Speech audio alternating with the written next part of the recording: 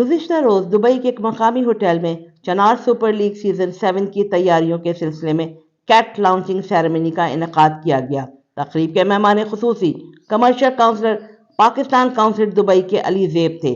صدر تقریب کی صدارت acting chairman Chinar super league Raja Daud Sharif نے کی۔ صدر پاک چنار ونگ راجہ امجد کبیر نے چنار سپر لیگ سیزن 7 کے حوالے سے تقریب میں شریک شرکاء کو تفصیل سے بریفنگ دی اور چنار سپر لیگ کے اغراض و مقاصد پیش کیے۔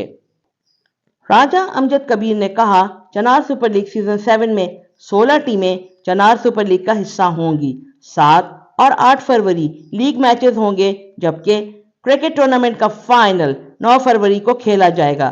تقریب میں معروف Kashmir businessman Raja Khan Muhammad Khan, acting chairman super league Raja Daud Sharif, کو فاؤنڈر اسد راجہ، سردار صداقت حیات، سردار جاوید یعقوب، راجہ عبدالجبار، راجہ راشد علی، راجہ واجد کبیر، سردار نقاش ریاض، خالد زمان، راجہ اسد پرویز، شہباز مغل اور صحافی برادری کی کثیر تعداد کے علاوہ پاکستانی اور کشمیری کمیونٹیز نے تقریب میں شرکت کی۔